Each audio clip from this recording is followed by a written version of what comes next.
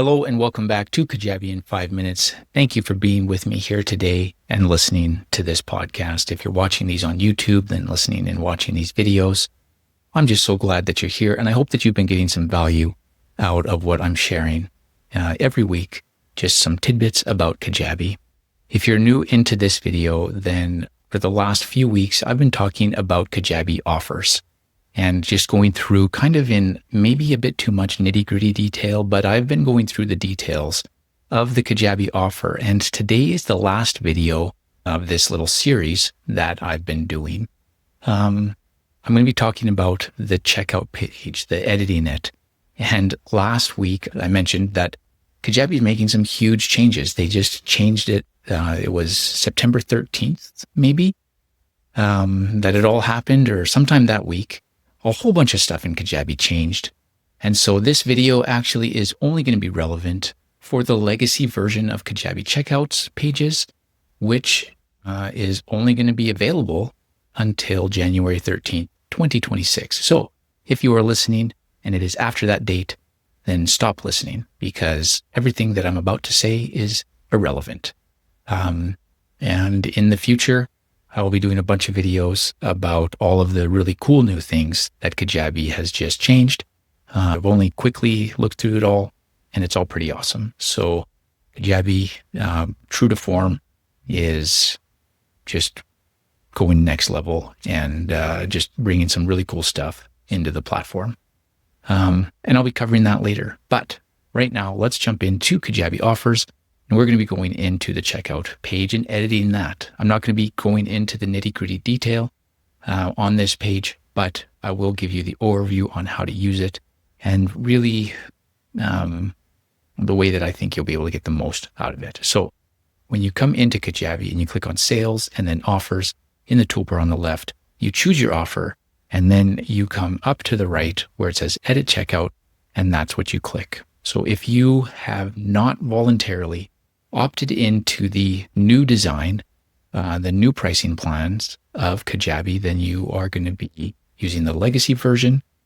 You have access to that version until, actually, I'm not exactly sure what's going to happen on January 13th. I know pricing changes for everybody, but you may still be able to use the old legacy version. So if it's after that date, if you are using the legacy version of Kajabi checkout pages, Kajabi offers, then this is still good for you.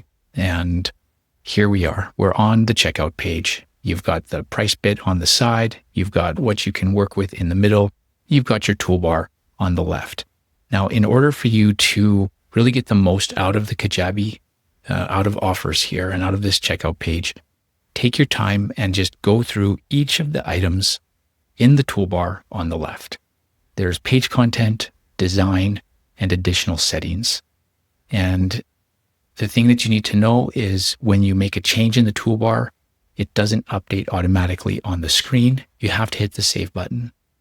And you really just have to go through each of those things to get a feel for what it is. It would be weird for me just to talk about them all. But the best experience and whatnot is just, again, clicking on each one, going through each one, and seeing. Now, I will mention, if you are enabling a banner on your page to make it design and look really nice, know that that banner is not necessarily, the way this is set up, it's just not so dynamic with mobile screens as other areas of Kajabi. So if that banner looks great on desktop, check it out on a mobile screen, because from my experience, it doesn't scale. It really just clips. So instead of it scaling like you would want, and like happens on pages and other spots of Kajabi, it just clips. And so it can be, it just can look bad, not the way you intended on mobile. And so test that out, be warned. If you're using a banner image, you got to check it both. And you might have to change the way your banner image really is entirely so that it works well for both sides of screens.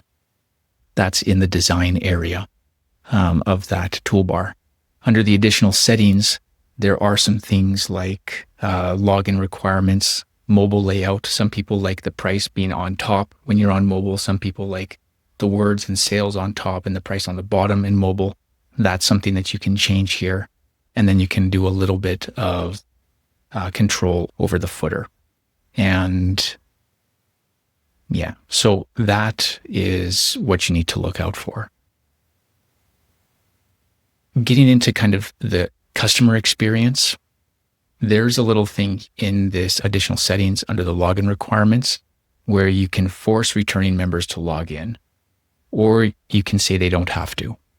And there's a grayed out box that says collect new member passwords. If you aren't forcing them to log in, you can't check that. If you are forcing them to log in, you can check that.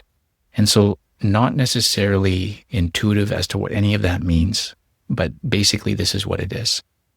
On the right, where the price is and it's collecting email address and payment method and has the complete purchase button, you can choose to collect new passwords on this spot in this area at the time of signing up.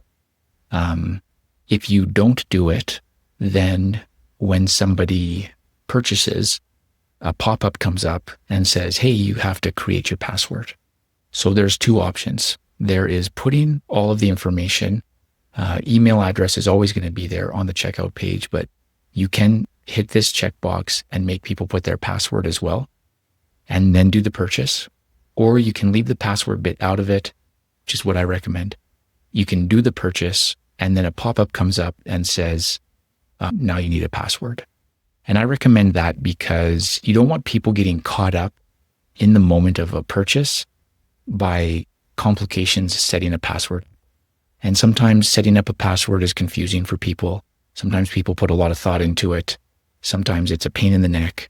And so leave that out of the purchase experience. Complete the purchase and then let people deal with that on the pop-up.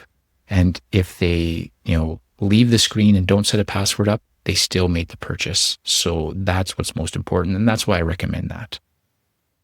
Now, if you come into the page content area of your checkout, at the bottom, there is a testimonials area there. And this has always been a little bit awkward to use, but it is there. And if you add your testimonials, you can just kind of play with that and see how it works. And it looks decent enough on the screen, but it is a bit clunky to use and to manage. And really, that's it. I don't want to go into too many more details. This is just, there's not much you can do. And I've already talked about all of the other areas of the offer. So this is just kind of wrapping everything up, presenting it to your client, and designing it in a way that looks kind of decent. Now, if you I will. So if you are interested in learning how to kind of design this stuff well, there is kind of a trick that you can do. That's not a trick. It's just stuff you can do with AI and the HTML editor to make this just a little bit easier to design. If you come into the text box of any text box in Kajabi, but it is relevant also here on the checkout page, in the toolbar on the left, you'll see the very first little icons of the text box is the source code, the two pointy arrows. And if you click on that, you can go into the HTML. And so something that you can do is once you get all of your stuff there, if you're not happy with how it looks, go into that source code, copy it all, go to an AI, paste it all, and then say, I need this to look better. Can you design this HTML so that I can paste it all into one text box and I just want it to look nicer? Can you style it a little bit?